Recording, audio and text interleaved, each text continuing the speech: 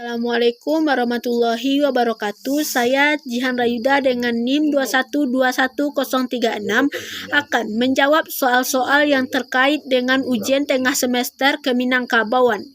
Yang pertama, jelaskan sistem kekerabatan orang Minangkabau. Adapun sistem kekerabatan yang dianut oleh orang Minangkabau adalah sistem kekerabatan matrilineal.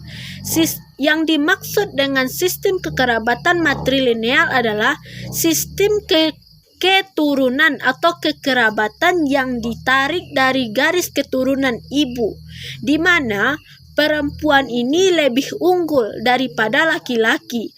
Dan pada sistem kekerabatan matrilineal ini berlaku perkawinan samena, di mana laki-laki atau suami mengikuti perempuan atau istri, dan anak dari hasil perkawinan tersebut mengikuti garis keturunan ibunya.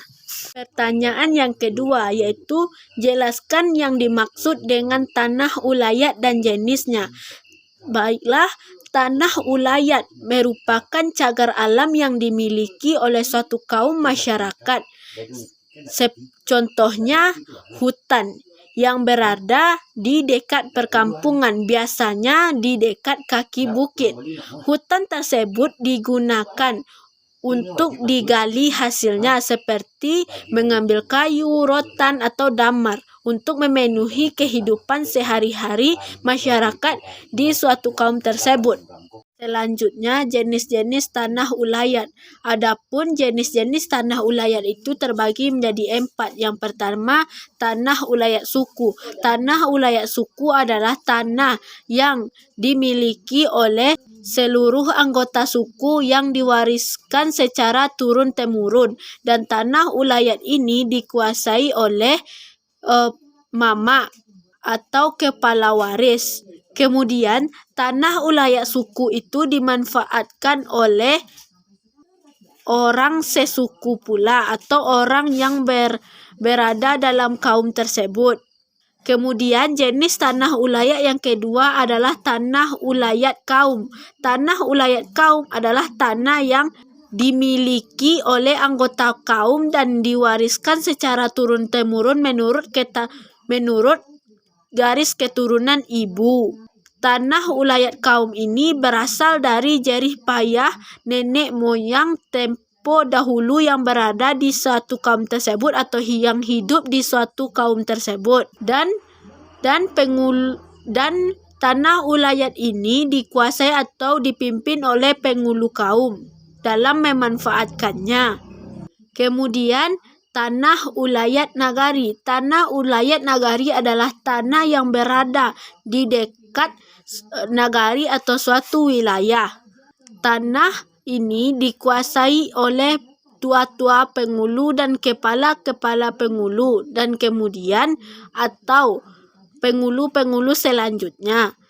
Kemudian tanah yang selanjutnya yaitu tanah ulayat rajo. Tanah ulayat rajo adalah tanah atau kawasan yang tidak bertuan, dan tanah ulayat rajo ini dikuasai oleh seorang raja.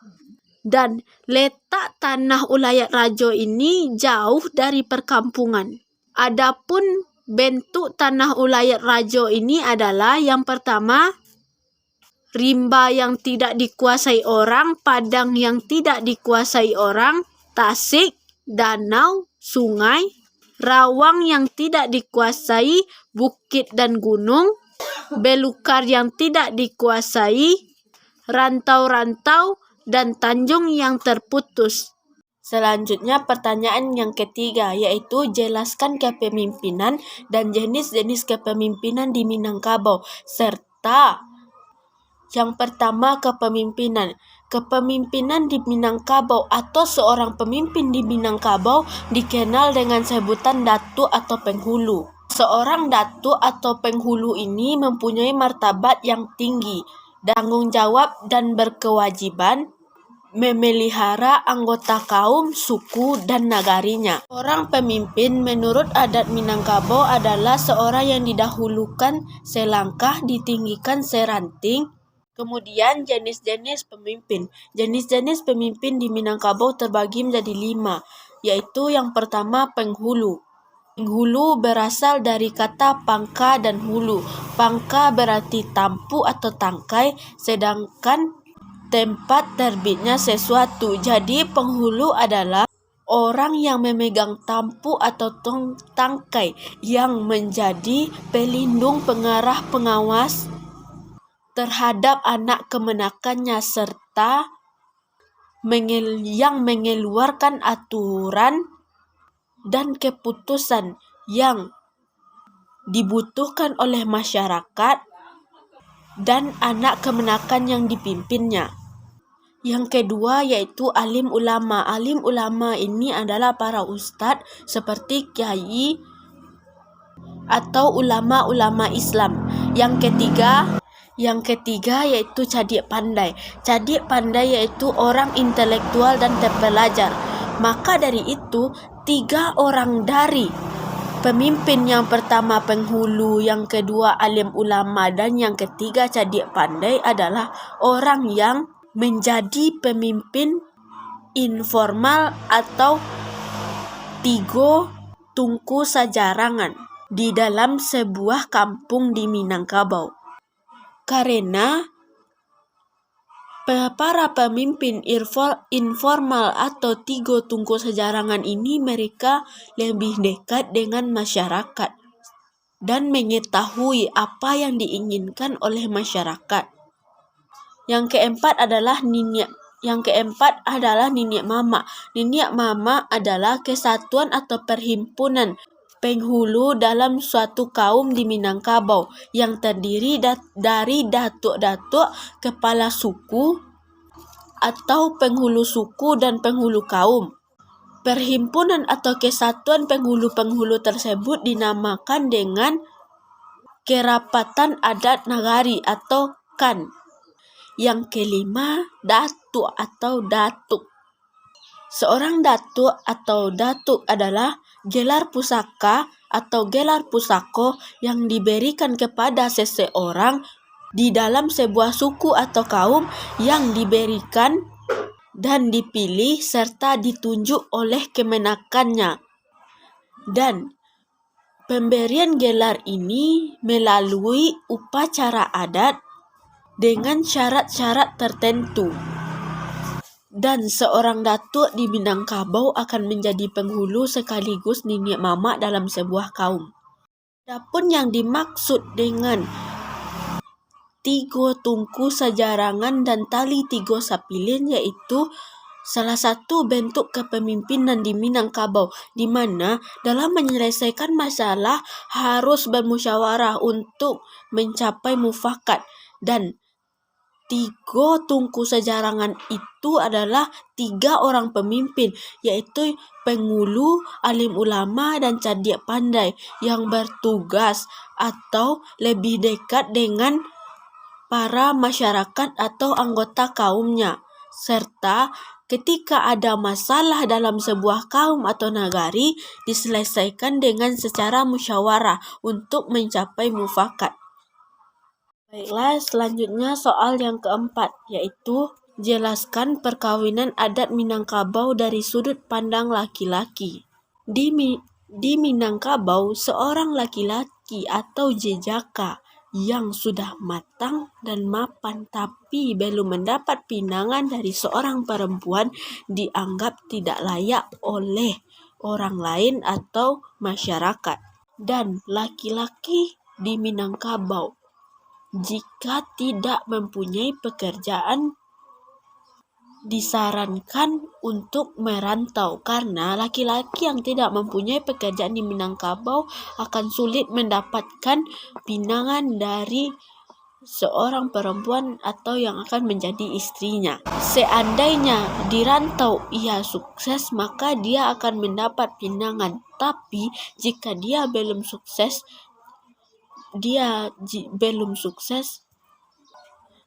asal mempunyai mata pencarian, maka lambat laun akan mendapatkan pinangan juga.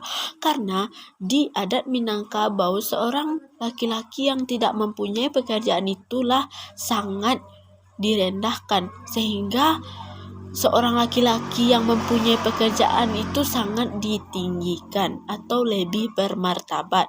Perkawinan laki-laki sama pentingnya dengan perempuan. Memilihkan jodoh, membuat persetujuan, dan mengadakan perhelatan dilaksanakan atau dilakukan oleh kerabatnya. Seorang laki-laki tidak dibiarkan mencari jodohnya sendiri. Tujuannya demi menjaga agar tidak mendapat jodoh yang cacat lahir dan batin atau keturunan.